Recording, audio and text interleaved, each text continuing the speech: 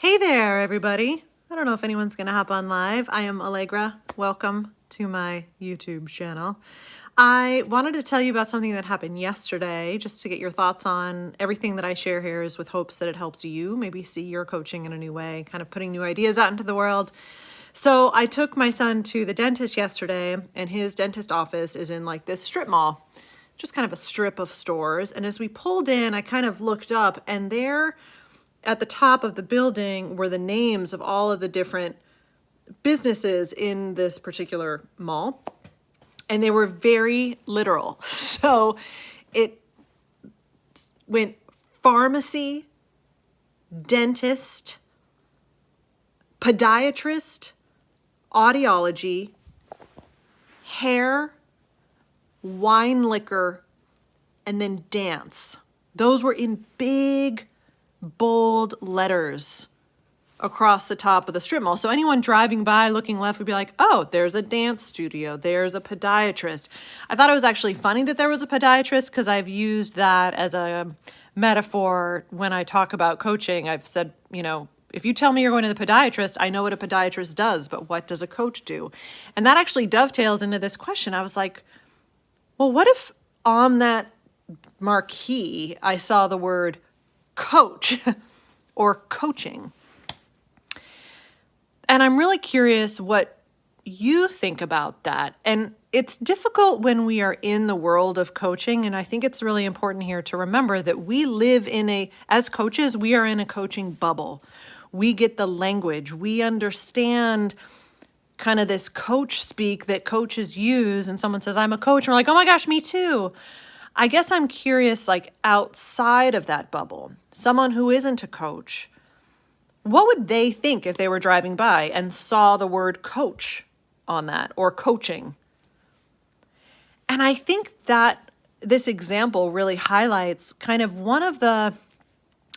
it's both an opportunity, but also a drawback. And I'll start with the drawback. The word coach, the literal word coach or coaching, means very different things to different people. It means very different things to different coaches. So even now, if I meet someone and they say, I'm a coach, I'm like, yeah, what does that even mean anymore? Like it's almost lost its meaning because, again, it's such a diverse craft. And I think that is one of the benefits, actually. I believe that coaching is a wildly creative industry, and we can create really interesting dynamic experiences for people in support of the journey that they're on. So we do have this opportunity to define for ourselves what I mean by coach for myself, what I mean by coaching for myself. The question then becomes, what do we need to do to convey that to the person who's standing in the parking lot looking up at those signs wondering like, well, why would I go into that shop? And it's making me wonder about the importance of educating people about what it is that we do. That could be a really essential step as you start telling people about your work and communicating that you are a coach, is just assume that people are going to be like, well, what does that mean? And we can't ask them to find out. We have to let them know. We have to create something written, spoken, performed, drawn that explains to them kind of what happens in that doorway. Or I think about if you were to walk up, sometimes you walk up to a restaurant and they have those trifold flyers that are just kind of out in front. Sometimes they put them in front of open houses, or there's a calendar of events on there. Let's pretend that someone's like, ooh, coaching, I've heard of that. And they kind of walk up to that front window and they're peering in, and they're not quite ready to come in the door to like see what's on the menu, but you could put a flyer out in front. What would be on your flyer? How would you describe what happens inside that door to someone? Anyway, I think this is an important question to have, because I think as coaches, we oftentimes, we just don't practice it. We know what coaching has meant to us.